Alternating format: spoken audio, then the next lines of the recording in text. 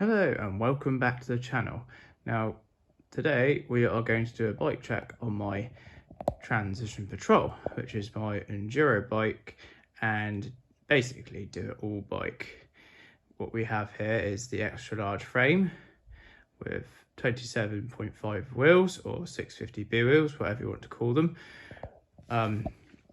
So I don't really want to run this with 29-inch wheels either, that because I mainly like this bike in bike parks, so I want the smaller wheel size just so it's more playful rather than having bigger wheels. Not that I'm against big wheels, but one of my other bikes I rent 29-inch wheels. So let's look a bit more of the frame in detail. So this here is the extra large frame. I'm 6'5", so I am on the further range of extra large. So literally, for me to get a bigger frame, I'd end up getting an extra large, but coming by those, it's very difficult to do so or expensive. So, but this is what I'm used to running extra large anyway, so that's no issue for me. At the front here, we have the nuke-proof Warhead bars. I've had these bars on a previous bike, but as I like them, they're comfy and they're ideal for what I do. They're 800mm long because as I mentioned, I'm quite tall, so therefore I have a fairly large wingspan. And this is paired with the Warhead stem. And you see we've got a nice little stem cap on there. We look around. We come around here. There we go. Magwell UK free stem cap. Nice, got a couple of those. So up front here, we are running the DMR Brendog Death Grips. Now these Death Grips are nice and soft. I ride them either with or without gloves, and they are in the flangeless because I don't like running a flange on there. That's obviously for both sides. Brakes, we are running up here. We got the Shimano Saint brakes. I've been a fan of these for a while as they're very strong and parts are easy to come by should you need any replacement parts. They're easy to come by and they're cheap, fairly cheap compared to other models, and nice and powerful. These levers are paired with the 200mm brake rotors. I like to run larger brake rotors as I find for my weight they stop me nicely. I've tried 160 and 180s and they don't really seem to do the job no matter how well I've fiddled or serviced with the brakes. Once I got these rotors on, they stop me nice and dead. Forks, as we're here running with forks, this is the RockShox Lyric, and they are, at the minute on this bike, they are 150. I've never got round to actually getting them extended to 160. To actually get the head angle further back, but at the minute I'm happy with these, as if I sell this frame I'll end up selling the fork too. So at the minute we're just sticking with the travel as they are, as this is what I'm generally used to. Where are we going to go down here? The shock on the frame is a RockShox Monarch Plus shock. This is 155mm travel. I run it sort of in the middle settings really, as I mentioned, this bike is I use it for generally all-round riding. Maybe for bike parks this time of year I would probably want to run it on the firmer settings, as it's mainly original jumps, but obviously I can change easy enough if I want to go and ride any natural terrain. Now we come to the tyres. For years, I've ran Maxxis tyres. I want to try other brands, but for some reason, Maxxis seems to do a range of what I want. So these, if we spin it around further, we run these at 2.5 wide, run in a double down, stronger casing. And again, as I generally tend to ride in bike parks, so therefore I'm forever tearing round, and a stronger casing is generally better. These are the High Roller 2s. I run this type of tyre on both the front and the rear, as I find, as I'm a heavier guy, I like to have as much rolling speed as possible. Grips and generally not a difficulty with me. So some people they like to run the high roller type at the rear and maybe a minion or something up front this time of year. But I never seem to have grip problems like that. I think that could be maybe for lighter guys or guys wanting extra grip. Never really have those problems.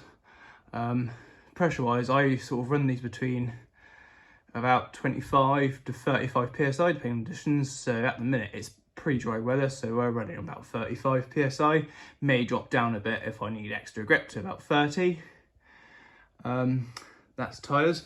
We go to pedals.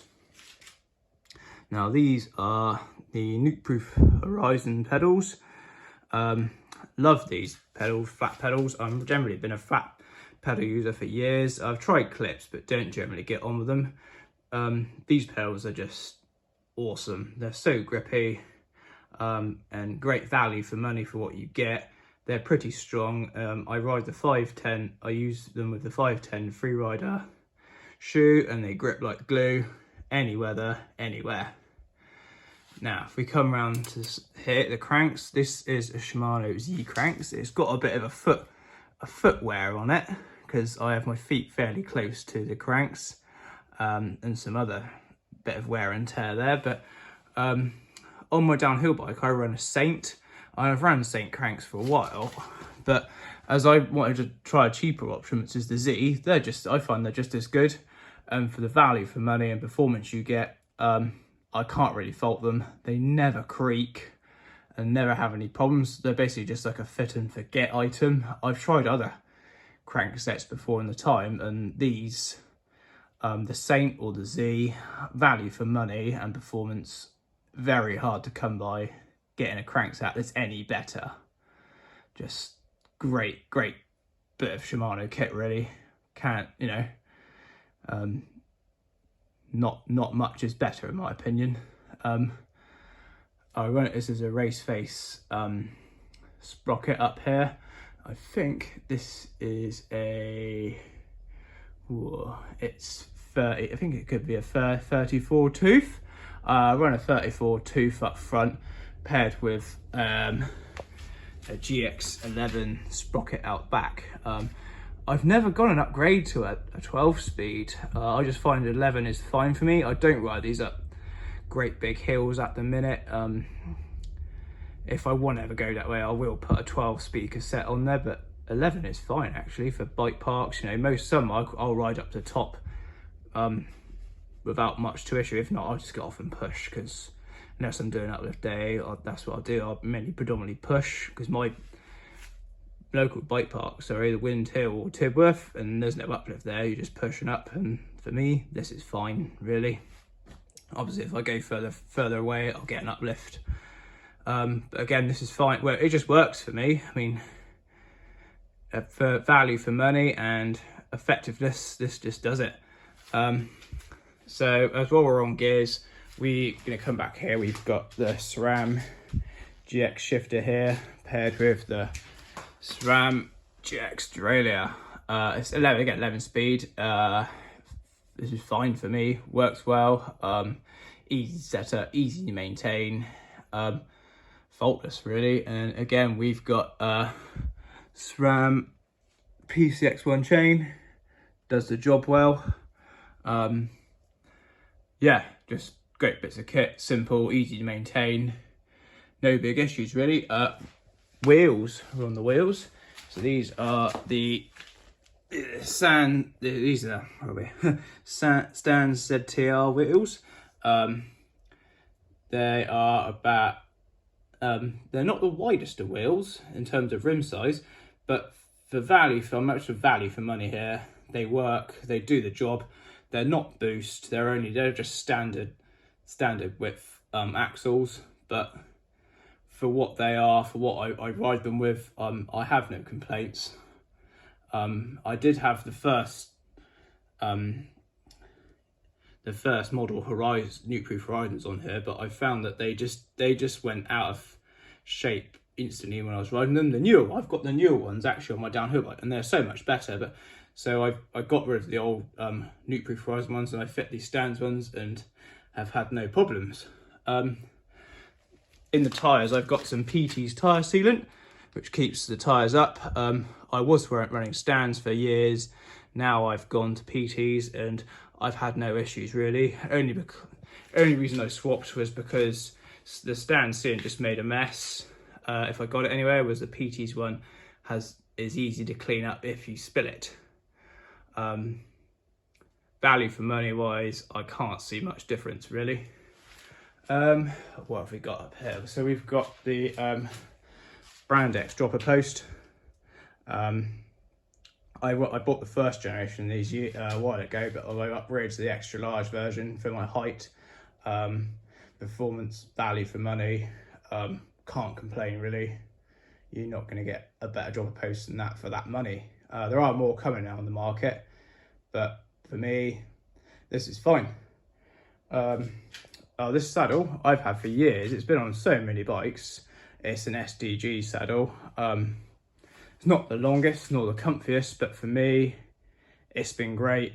Been a great service. Hard wearing. There are wear marks on it because I've had this for over a decade, and it's just been great. You can see it's had so many washes that the blacks now are grey. What have we got around here? We are running.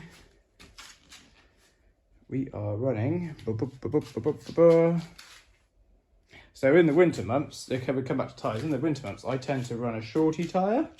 So the shorty is just a grippier tyre. As I've mentioned before, it's I'll run the same tyre back and front. I don't mix in and out. So if I'm running that shorty tyre, I'm probably not going to be running a bike park, unless it's a sandy one where it's loamy. Because if I tend to just keep bike parks for summer, it's a bit of a treat. They work better when they're rolling nice. Some people might argue against that, but that's my preference. This bike is kept in a park tool stand. I find it's just great for working on your bike whenever you need to. Great bit of kit.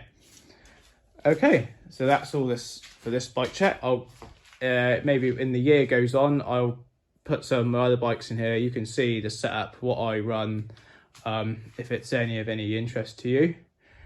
Okay, thanks for watching.